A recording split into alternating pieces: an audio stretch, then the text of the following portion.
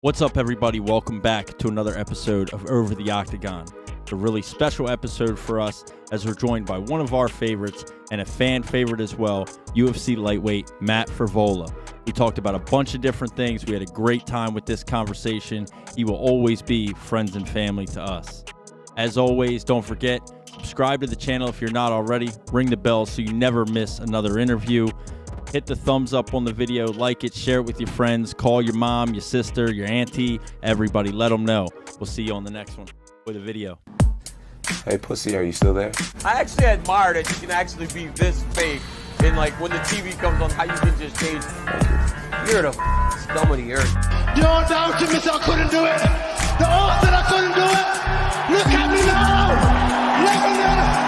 Pound for pound. Headshot dead. That's it. What's up, everybody? Welcome back to another episode of Over the Octagon. Very special episode for us today. We are here with our guest, UFC lightweight Matt the Steamrolla Frevola. What's happening, man? Not much, man. Just out here in Long Island. Oh, we got the trumpet, baby. Yeah. Let them know. Man, you got to get the fight ready. You already know. We got to, especially after that hit tweet, little RDA, quote unquote, call out. You know, who knows? Yeah, man. I want a big fight. RDA is a big fight, so you deserve a big fight, man. Yeah, we were talking about that really before we got going here tonight. You look at your kind of resume, right? And yesterday was a year to the day of when you beat Drew Dober by knockout, which was a huge win. And I know Joel had a question for you about that because we rewatched that fight and there was like a hilarious moment. Yeah, man, it's one of my favorite fights by you simply because when you land that punch, your reaction of excitement to knocking him down was like, yeah. And then you just jump on him, dude. I'll never forget that moment forever. Ever since I seen that, I was like, that shit was so funny to me. Like, I wanted to know, like, when you hit him, because, I mean, to my knowledge, you're the first one to crack that chin. Yeah. Yeah. So when you landed that, your excitement, like, what was going through your head when you hit that? Yeah, man. I mean, I remember I landed the right hand and, like, I saw his, like, body fold. And, like my momentum was bringing me back. And then I'm seeing him fold and drop. And then I was just the killer instinct kicked in, and I was just going for the finish. And I saw him fall. I smelt blood, and I'm a shark in that octagon. We finished, so I got the finish. Yeah, and that's a huge win. I mean, everybody and anybody that knows Drew Dober knows that man's almost impossible to put out. So to be the first one to do that, I mean, that's got to be a huge one for your resume. Oh yeah, that was an amazing fight. We had the Prudential Center rocking. Wasn't too far in Jersey, so it was like I had a lot of friends and family in the crowd, and it was definitely a fight I'll never forget.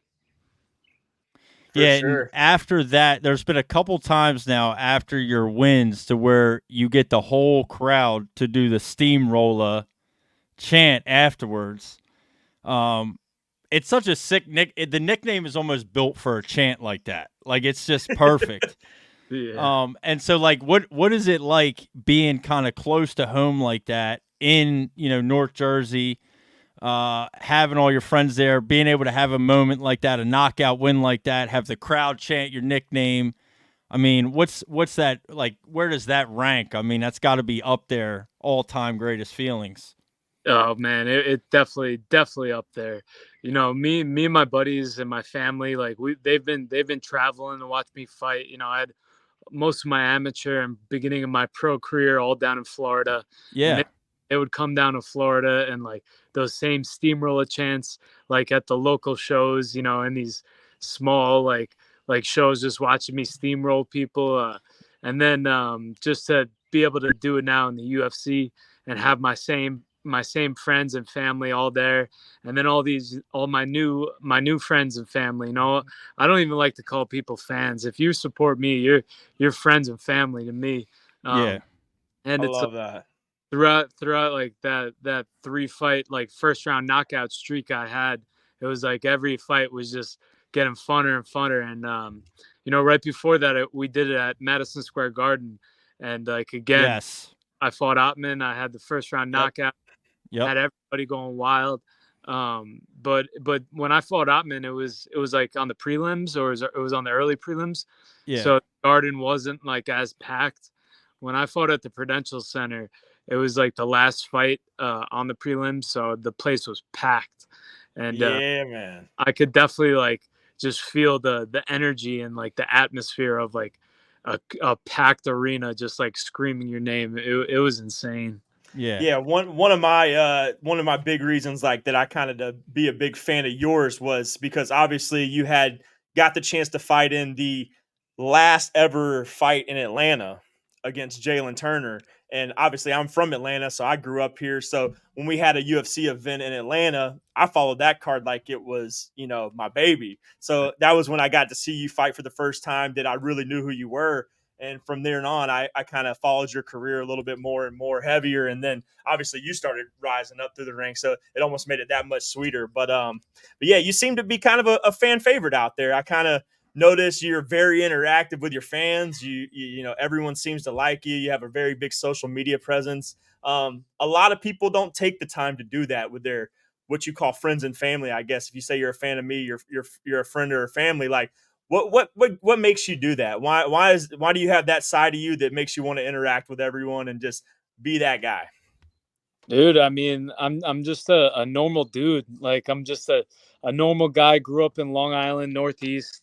I was an athlete in high school, but I didn't even know what the UFC was. I played football, I played lacrosse. I wrestled only because it made you better at football. I hated wrestling, but I did because I'm using that wrestling today. But I'm a hard worker, man. That I was never the fastest, I was never the strongest, I was never the best at anything, but I was always a scrapper. I just put in the work, and I outworked all the talent. Hard work beats talent when talent's not working hard, and I always believe.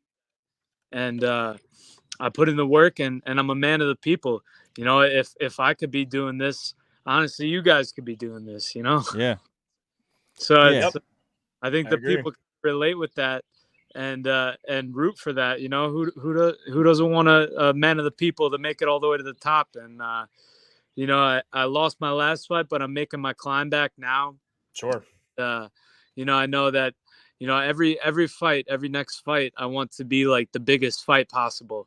I always want to fight the toughest guy on the biggest stage possible, just because I know that I'm not going to be doing this forever. This is a dangerous game. Every next fight could be your last fight, so I always want it to be the biggest possible. And I know I could beat anybody in the world on my best day, and all I could control is keep getting better, keep sharpening the weapons, and be ready for when that opportunity comes. And that's all. I can tell you one thing: I'd want nothing more for you to knock out Patrick Pimblett. I can tell you that. Yeah. Don't worry, I'm training for that. We're 12 weeks out from London. Yeah, man. I'm available July 27th, so I'm just waiting for the call.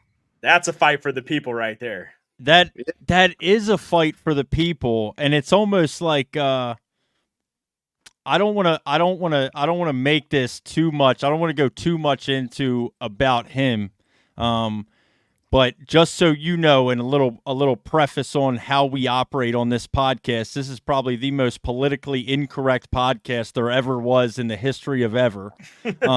We say the shit that everybody else doesn't really want to say, what I think everybody feels, but we just say anyway because we don't give a shit.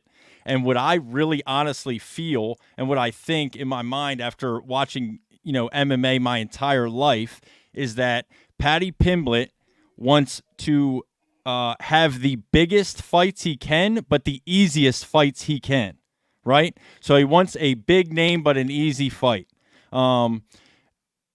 We can say what we want about Tony Ferguson, right? But like that's not the same Tony Ferguson.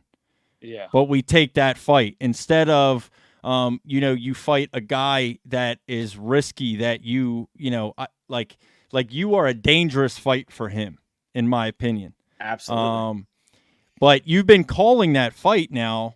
This is not a new call out. Like, this is not something you've been pushing for, like, within the last month. I mean, this is something that you've been pushing for a year or more, right? Yeah. I mean, we've heard you call his name in the Octagon a long time ago.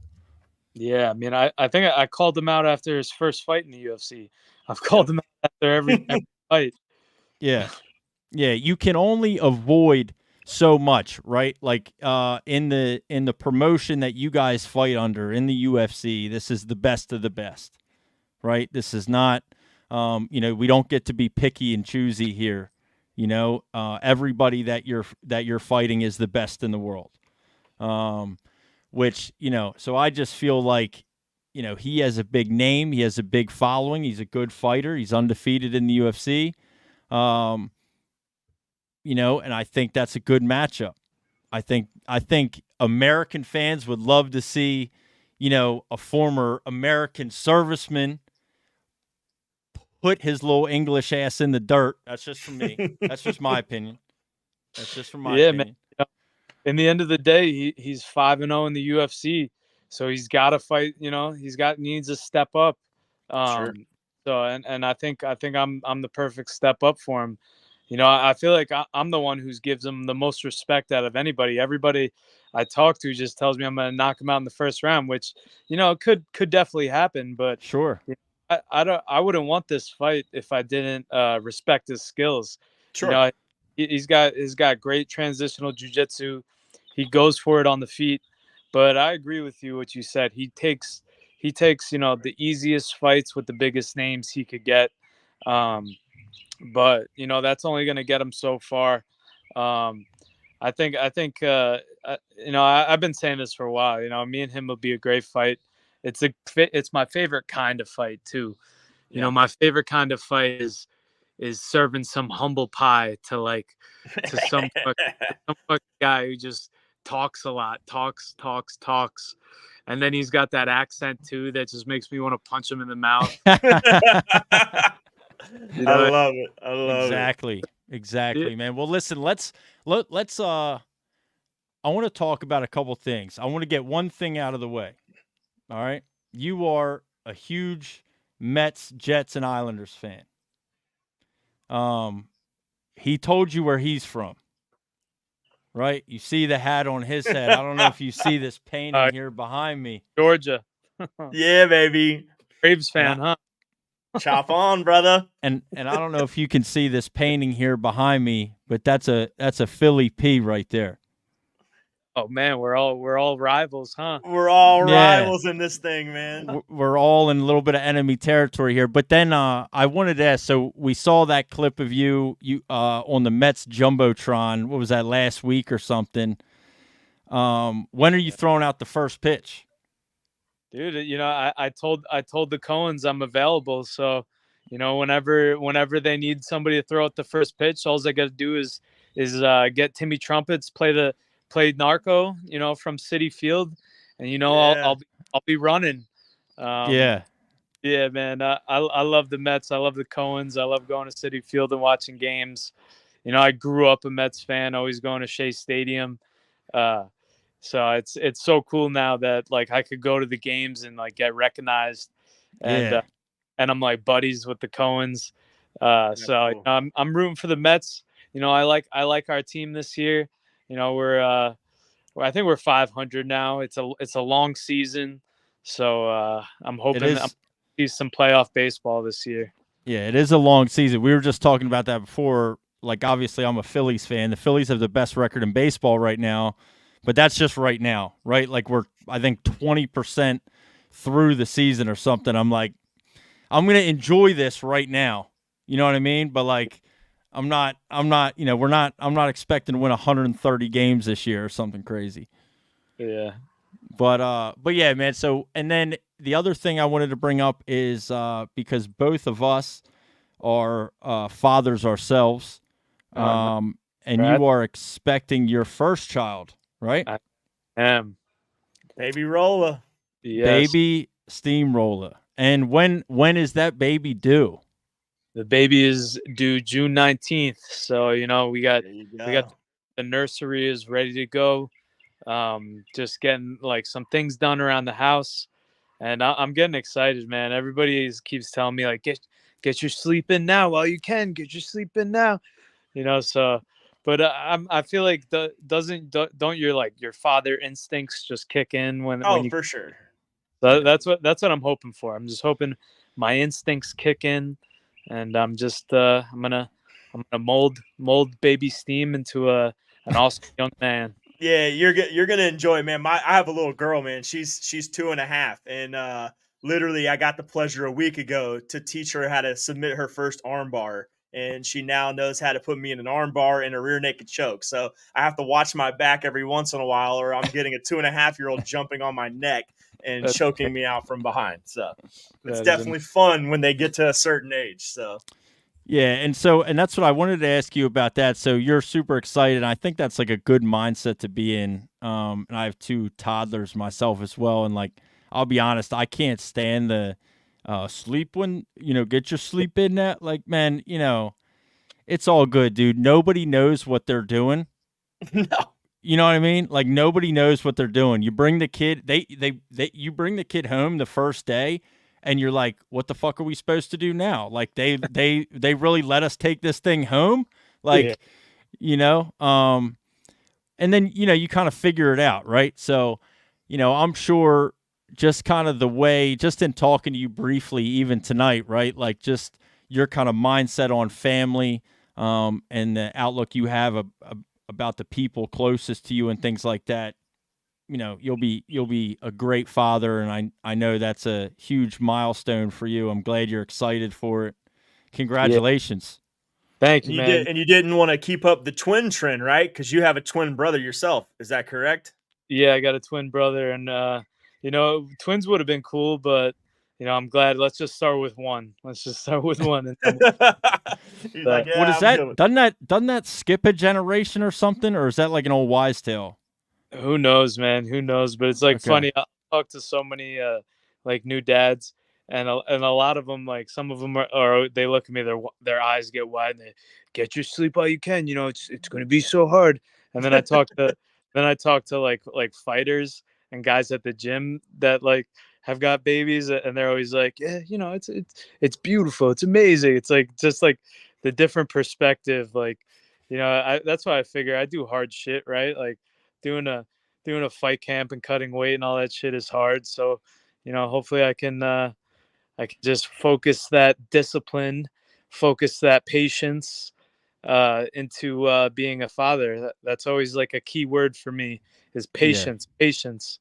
I always have 3 cornermen. I always have Ray Longo, who's the, head coach, tells Yep. me whatever, Billy Q, always my training partner, coaches me, whatever. And then I got my brother, and my brother, he trains, but he's not telling me nothing martial arts related. His one job in my corner is to just yell patience, patience. Love that.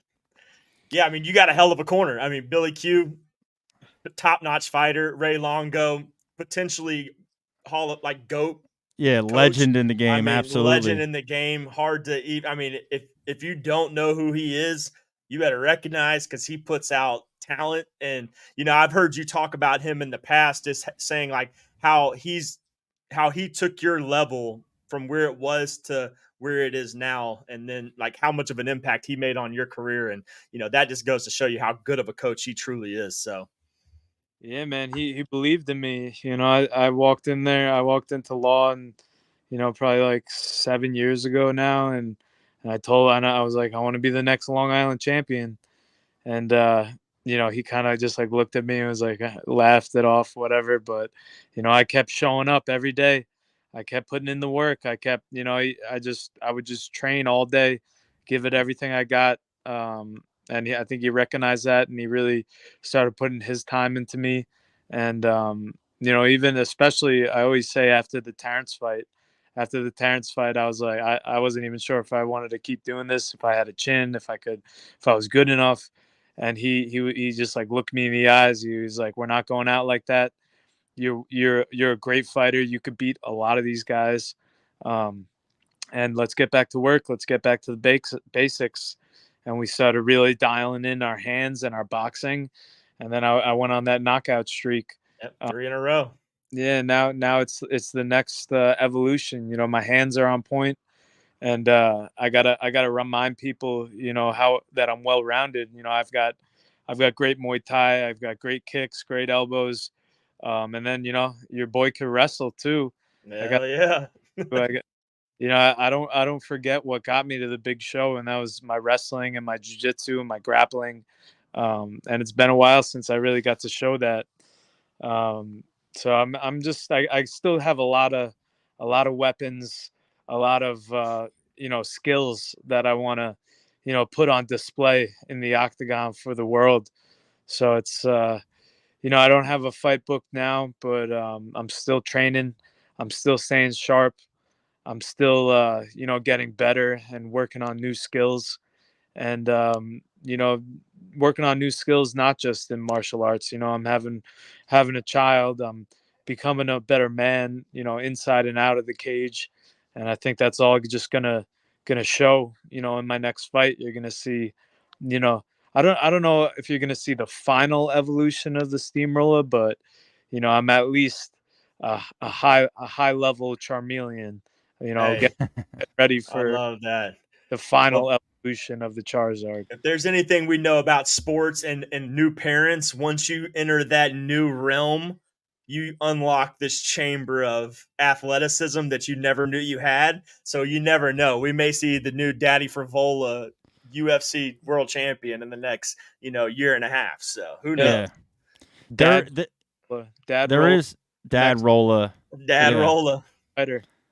There is something to that too, for sure. Like your whole mindset changes, right? Like the second that you see your child, I mean, everything that you know thought about life just shatters, right? And it's just a completely new perspective on life. And it's going to be a new evolution for you, man. We're excited to see it. But you know, we don't want to hold you up too much longer. We'll sit here and talk with you all night. You have anybody you want to shout out or anything you want to shout out? I know you have a merch collab, I think, dropping at the end of this month, right? And then your, you know, your Steamrolla. I know you have some things. You got anything Arsenal. you want to? Yeah, man. You want to shout out or talk about before we let you go? Yeah, shout out to, you know, everybody who supports me. You know, I'm working hard. I'm getting better, and I'm getting ready for the next fight. And we got the Warrior Garden right here. See that Warrior Garden? Yep. It's a great, you know, he's one of my buddies. He started it. Shout out to Nick. He's also my PT. He's like, he heals me, you know, any injuries I get. He always works on me. And I love the concept, Warrior Garden. You know, I'd rather be, you know, a warrior in a garden than a gardener in a war. And I always felt that way. It's such an awesome quote, samurai shit. And we're making some sick new Steamrolla shirts, Warrior Garden Steamrolla shirts. I think it's going to drop on the 25th of this month. Only a limited supply is coming out for the first drop. So make sure you get your hands on it, and for sure. Let's keep leveling up, man. You know, in all aspects of life. That's right. That's awesome. Yeah. Well, thank you again, man. And it was really cool to meet you in Atlantic City. You know, I'm sure we'll cross paths again at some point, whether it be one of those events or somewhere else. And yeah, man. So we thank you for coming on, and yeah, we'll catch you on the next one. We'll be looking for your next fight announcement coming soon. All right, later, fellas. Nice talking to you. Yes, sir. Thanks, man. Have a good one.